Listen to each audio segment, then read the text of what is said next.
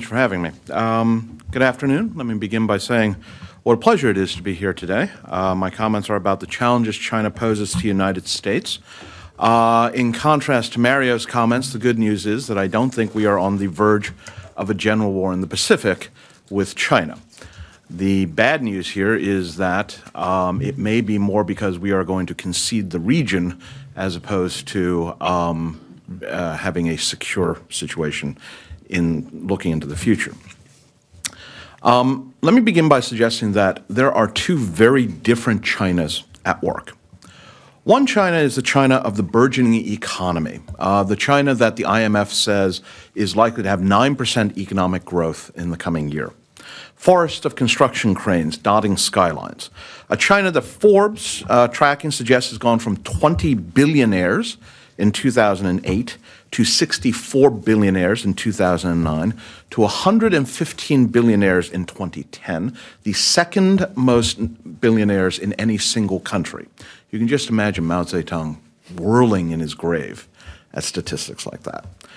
For the 300 million Chinese that live on the coast, from Beijing to Shenzhen, life under the leadership of the Chinese Communist Party has clearly improved over the last 30 years of reform and opening. Now, given this expanding economy, China's overseas interests are also broadening, and this is reflected in the growing Chinese military footprint overseas.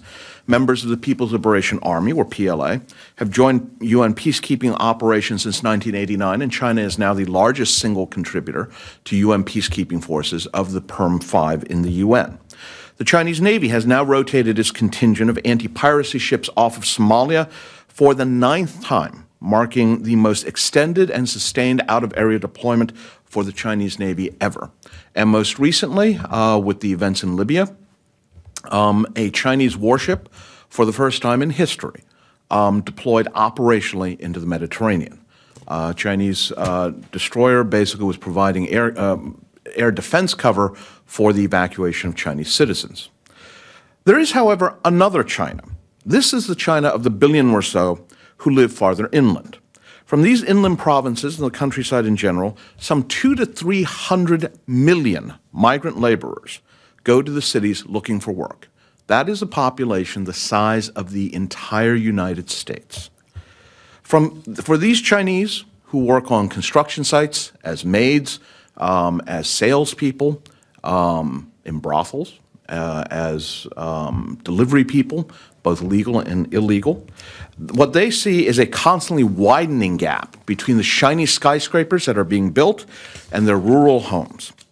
And this other China is one riven by internal dissension, which often turns violent. This is a China that now has tens of thousands, if not hundreds of thousands, of what they term mass incidents. Mass incidents involve at least 100 people and require calling out basically the People's Armed Police or other Ministry of Public Security forces to suppress them. That's every year. And that's separate from issues of ethnic separatism or issues of these are the protests where people are complaining about environmental conditions, about corruption, about expropriation of lands. Now, in addition to that, there are the issues of Tibet and Tibetan separatists and the Uyghurs in Xinjiang. Now, for both of these Chinas, the People's Liberation Army plays a central role. For the wealthier China, the PLA serves in the role of every military. It is the guarantor of national security and the preserver of national interests. And this is consistent with what Chinese leader Hu Jintao has termed the new historic missions of the PLA. Some of the key tasks that he laid out for them were: 1, safeguarding China's national development, not national security development, national development. What this implied was you, the military, do not have first call on national resources. I want you to think about that. The official Chinese budget has been growing by double digits for 20 years. But in the Chinese sense, it is not the first priority. Imagine what would happen if the Chinese decided to fully mobilize their economy and their industry simply to military ends. Second, protecting China's expanding national interests. And here he specifies that involves air, sea, outer space, and cyberspace. So it is the job of the PLA to ensure that China has the ability to access those domains and can deny comparable access to any potential opponents. And finally, ensuring world peace. Always a good message. Here, this goes to the idea that China is practicing power projection through the United Nations. That Gulf of Aden task force is not a hegemonic fleet like the American 6th and 7th fleets. Oh, no. It is out there because the UN authorized it. And so people should not be able to complain. The Chinese government is happy to say, unlike the Americans, we're out there because the UN said we could be. So it's a very nice technique of being able to start exerting your influence farther afield without drawing down the opprobrium of either third world folks or, folks from American academia. For the poorer China, the first and foremost historic mission of the PLA is to provide loyal support to the Chinese Communist Party. That is the first, foremost raison d'etre for the PLA. And this is very important because it is also essential to remember the PLA is not a national military. It is the armed wing of the Chinese Communist Party. And so there is no contradiction in having every Chinese officer above the rank of second lieutenant basically understand their job is to keep the party in power, not to swear fealty or loyalty to the constitution of the PRC, but to the CCP. And this is reinforced by the fact that every officer in the PLA above second lieutenant is a member of the party. With all due respect to Secretary of Defense Gates, he is wrong when he suggests that there is a PLA view and the civilian leadership view as though these two are opposed to each other. When in reality, what you have factions, you have differences of opinion, but the fault lines are not military versus civilian. If only we concede to the civilians, if only we give them what Hu Jintao wants, or Yang Jieqi wants, then he can go and face down those nasty generals. The generals are part of the party. And Hu Jintao gets to tell them what to do, and they do what they are told. So, between the U.S. and China, where are our interests most likely to clash? China is still a regional power. For all that it has begun to feel its oats, it is mostly limited to the Asia-Pacific region. So not surprisingly, the most important areas where the U.S. and PRC are likely to confront each other are on China's borders, and the single biggest flashpoint remains Taiwan. The U.S. remains committed to ensuring that the situation in the Taiwan Straits is not changed through the unilateral action of either Beijing or Taipei. And this means, on the one hand, the U.S. opposes any effort by Taiwan to declare full-blown independence, unless, of course, China agrees, which I think it's safe to say won't happen. But at the same time, the U.S. opposes any effort by the PRC to use force to change Taiwan. The 2008 elections in Taipei have made this easier, as President Ma Ying-jeou has sought to ratchet down the pro-independence rhetoric of his two predecessors. Ironically, however, despite this flexibility, what we have seen is a Beijing that is less willing to be flexible. Now, part of this goes to the fact that they themselves have domestic problems that are creating issues, mainly the issue of ethnic separatism. If you allow Taiwan to have more room to maneuver, what happens with the Tibetans? What happens with the Uyghurs? Another aspect is this population of 1 billion Chinese who are very unhappy with the status quo. Nationalism is a potent drug. It is in the Middle East. It's also in China. The situation, unfortunately, is likely to get worse next year, when the U.S., Taiwan, and China all go through power transitions. In the United States, the question is going to be what President Obama is going to do about U.S. foreign policy towards the region. And recent rumors today, for example, that the USS George Washington, the nuclear-powered aircraft carrier based in Japan, is likely to be scrapped for budgetary reasons, retired, gives us a clue as to what the administration's approach may be. In China, the shift from Hu Jintao and Wen Jiabao to Xi Jinping and Li Keqiang is reportedly running into some hard going. And this is very important because normally these power transitions are fairly well scripted. The idea that there would be any doubts less than a year out is unprecedented. The problem here is that the internal legitimacy within the party of people like Xi Jinping and Li Keqiang is open to question. Because for the first time, we have Chinese leaders who are neither revolutionary leaders themselves, Mao Zedong, Deng Xiaoping, or picked by revolutionary leaders, Hu Jintao and Jiang Zemin. So now the question is going to be, why should these two guys, who are no different from other party elites, supposed to be able to take over? Now, the wild card here is Taiwan. The expectation had been that Ma Ying-jeou of the Kuomintang Party would likely squeak by Tsai Ing-wen of the pro-independence Democratic Progressive Party and be reelected, in which case we'd have another 4 years of relative stability in the Taiwan Straits. The entry, however, of James Soong, another KMT politician who hates Ma, into the race has dramatically altered this situation.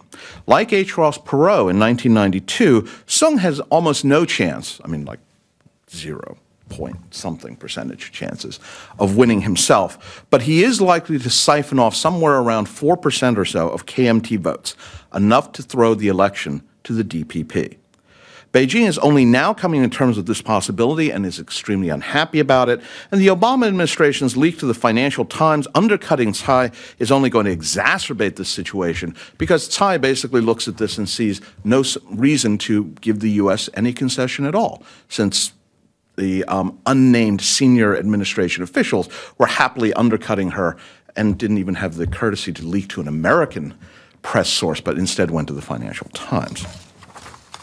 In this context, the Chinese military, the People's Liberation Army, is going to become more and more of a factor. And I'll conclude here with a very brief review of what we are looking at.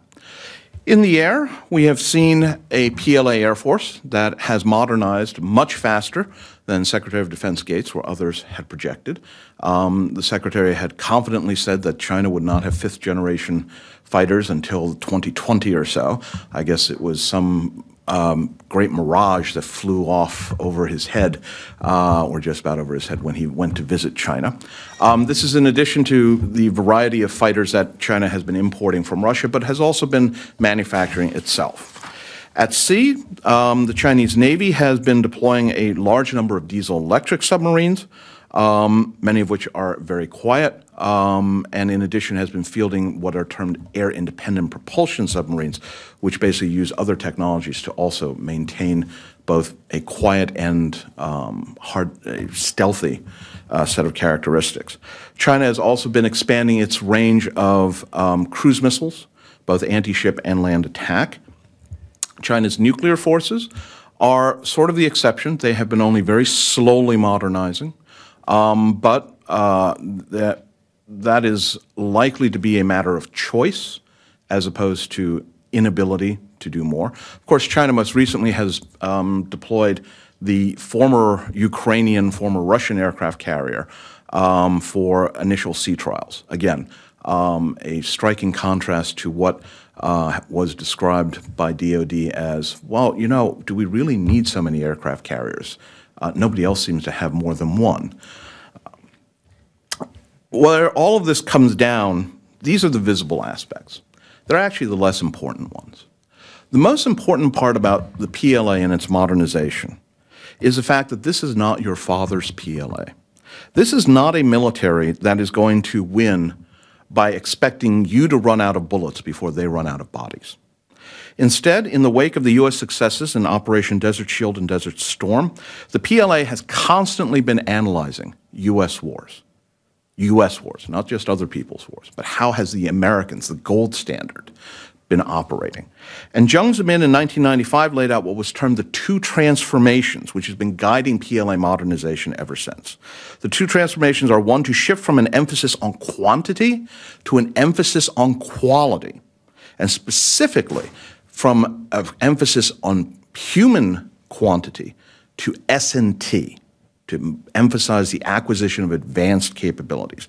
And second, to shift from preparing to fight local wars under modern conditions, meaning industrial warfare, tank divisions, air divisions, and all the rest, to preparing to fight local wars under modern informationized conditions. The application of information technology, not just cyber, not just computer viruses, but all of it, sensors, communications, and the rest, across the range of military activities. Again, not just firepower, but logistics, command and control, communications, mapping, all of which goes back to issues of space and cyberspace, as well as the air and sea.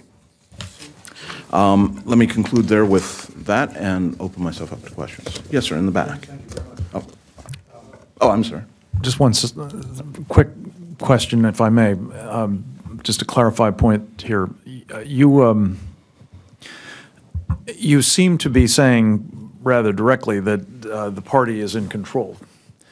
I just wonder if you would address the question of, as it goes through a transition, the jockeying for power that seems to be accompanied by an effort to ensure that the various jockeys have the PLA with them, seems to be giving rise to at least an opportunity for increased assertiveness by the PLA within the political system. Is that at odds with what you've just described, or is that consistent with what you've just described? Just clarify that. To drill down into that question a little bit, if you assume that the PLA is a monolith, then the PLA gains in power.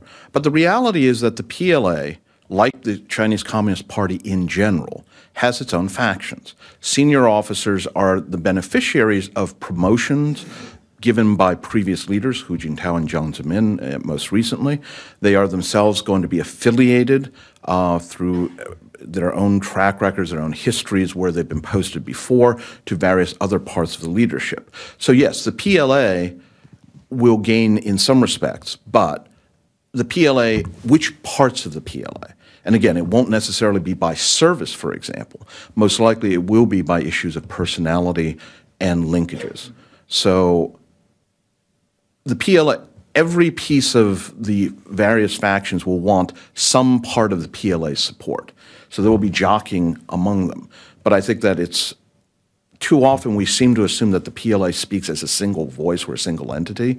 And in a country that invented bureaucracy 5,000 years ago, you can be sure that the Chinese military has its own bureaucratic stovepipes, which are every bit as nasty and divisive as the parties.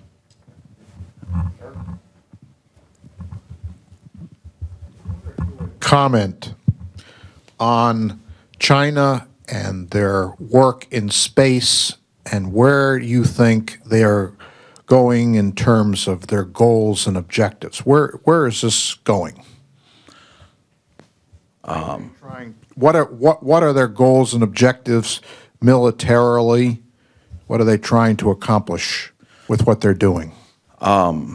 You've managed to hit on one of the topics that is a personal interest of mine. So, in brief, which is going to be very hard, the Chinese military has, since the early 1990s, been focused on joint operations to bring together land, sea, and air, outer space, and cyberspace, because they understand that you cannot fight a war in simply one or two domains. You need to do it in all.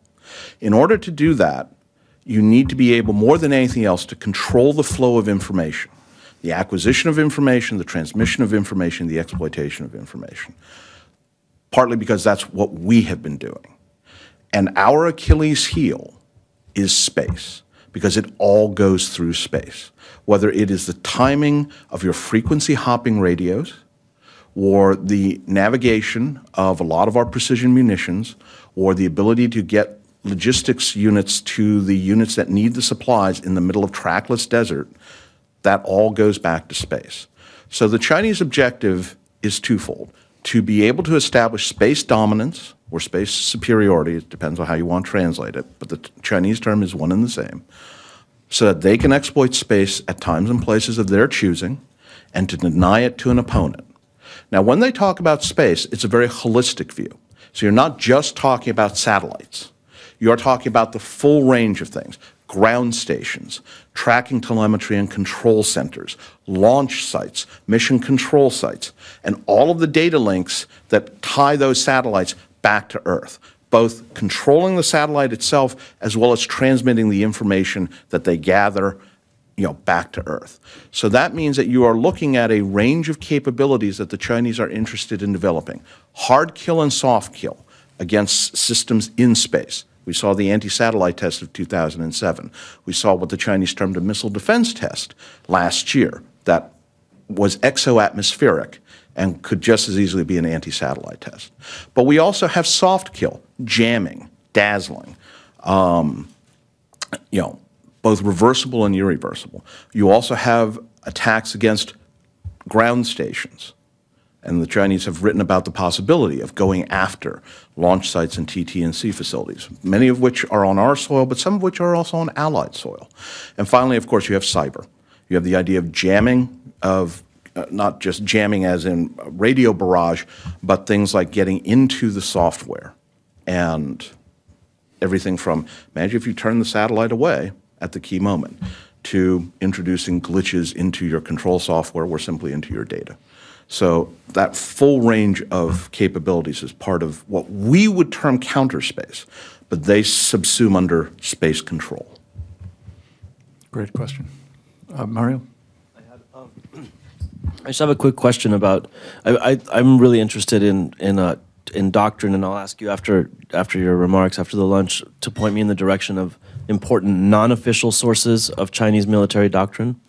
But wanted to know, especially in unofficial sources, but in both official and unofficial sources, what you have seen in Chinese military doctrine with respect to area denial capabilities that you mentioned earlier. It's cruise missiles and submarines chiefly, and what, in the near abroad, in the South China Sea, off the Chinese coast, in the waters in the Taiwan Straits, what you think they are, what is their doctrine of area denial capabilities, and what do they want it for? Is it just purely deterrent, or are their capabilities gonna reach a threshold where they're gonna be able to create a real change in the balance of power proactively? In other words, exclude the United States from being able to operate effectively in these waters at all?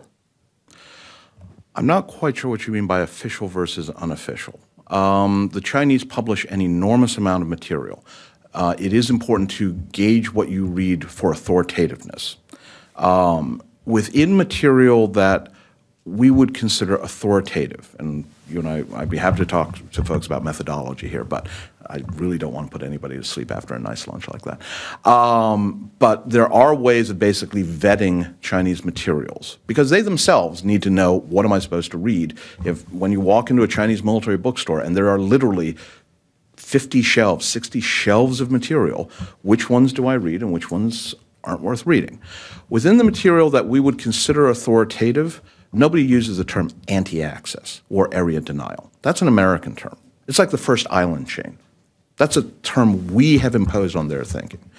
What they do talk about is the importance of establishing maritime supremacy.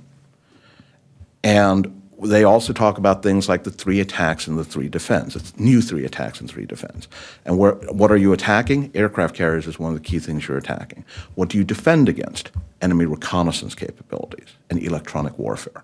So within this context then, what we can sort of start sketching out is the idea of wanting to keep Allied forces, American forces, forces from technologically advanced countries is the term how they most often phrase it, away from the Chinese centers of gravity. And the economy is the main center of gravity. Obviously, political command and control, military command and control is part of that center of gravity. It's all on the coast. And by looking at how we have fought our wars, they have said, we want to keep the enemy's cruise missile launchers, air and sea, away from us. We want to keep stealth bombers away from us. We want to keep aircraft carriers away from us. And then they will talk about the various things that can be used to do that, submarines and the rest. Anti-ship ballistic missiles actually are sufficiently new that we aren't seeing much in the way of what's available in terms of authoritative literature on exactly how that would be used. And I wouldn't expect to see much of that for a number of years, simply because that's something that is not going to, I mean, we had stealth fighters for a while before we started talking openly about how we would use them and what we would do with them. Right. But I do think it is important to recognize that the idea of keeping the enemy away from those centers of gravity is something that has been talked about for at least 10 years. Great. Warren? What would it take our government to recognize the government of Taiwan and go back to the two-China policy before the Taiwan Relations Act? Because I visited Taiwan, and those people are some of the most resilient people on earth, and they've been put upon by the disastrous policy of our government, and I think they need to be recognized. I'm afraid, sir, that to clarify here. Before the Taiwan Relations Act, the U.S. had never recognized a two-China policy. Prior to 1979, when we recognized the PRC as the sole legitimate government representing China, we only recognized one China. It was that its capital was in Taipei. So what we have here, and this is really, but you have put your finger on the heart of the problem. We want the two sides to reach an amicable conclusion on how to deal with each other, which either will involve reunification or independence as long as it's peacefully arrived at. The Chinese have made it clear they are never going to accept an independent Taiwan. Taiwan, depending on which party is in power, is either loudly saying we think we ought to be independent or quietly saying we might like the idea of being independent, but has never gone that whole step of trying to declare it, in large part because they also know that if they do it, one, the Chinese will react and will react militarily, but two, that their own population is not fully behind this. So what we want is a pipe dream. What the Chinese want is typical authoritarian demands. What the Taiwanese want is somewhat confusing. In this situation, for the moment, everyone can be happy because everyone sort of thinks that we're all on the same sheet of music. The problem will be if Beijing becomes more belligerent, or if Taiwan becomes more unified in what it wants, we are the ones who are going to be left sort of like that scene in Footloose where you've got one foot in each car, except now the cars are heading in opposite directions. And if we do not have a military sufficient to keep the peace, as in the Middle East, this is only going to accelerate the process of disintegration. All right. Marshall? There's been a couple of analyses out that have suggested that the Chinese economy is a Ponzi scheme and could possibly collapse. What would you suggest would happen to their governance and their military if this actually occurred? Let's see. Well, to begin with, I have to issue a disclaimer here. The Heritage Foundation, my counterpart Derek Scissors tracks economic affairs, and so I have to say that I am neither qualified nor competent to say anything about economics. Otherwise, he'll come here and gut me. However, your question is on the Paul Mill side, so I can actually address that one. What we are seeing already is a China which is export dependent, confronted with a world that is likely to head into at least one and possibly 2 more years of recession. In that situation, almost certainly what we are going to see is a lot more unrest. Now, you can suppress that, and the Chinese have done an admirable job by basically flooding the streets and controlling social media. There's a reason you can't get Twitter, why you as a Chinese citizen would find it difficult to be on Twitter or Facebook, but you can get a Chinese version of Twitter or a Facebook account, because those are Chinese corporations that run those accounts, and they will pull the plug in a heartbeat, and they've done it. So long as you are pumping money into the system and able to maintain some level of employment growth, and here's part of the problem here, is that there is China's population is still growing. It's growing more slowly than it used to. But they have to still maintain somewhere between 5 and 8% economic growth every year just to handle the new bodies who are coming online. So if the global economy maintains a downward slope, then China has 2 choices. It either has to develop internal growth, internal demand, and not just building ghost cities and the like, but I mean real, genuine people buying stuff. But why don't people buy stuff in China? They don't buy stuff because you don't have a social welfare net. And so everyone has to save their money because when they grow old, they have no one to depend on. And because the Chinese demographic situation is a mess. The one-child policy has created a situation where each person is supporting 2 parents, who are also only children, and 4 grandparents. So you have essentially 6 people, once they hit retirement age, depending on 1 wage earner. That's unsustainable. So you have several huge systemic problems that are not easily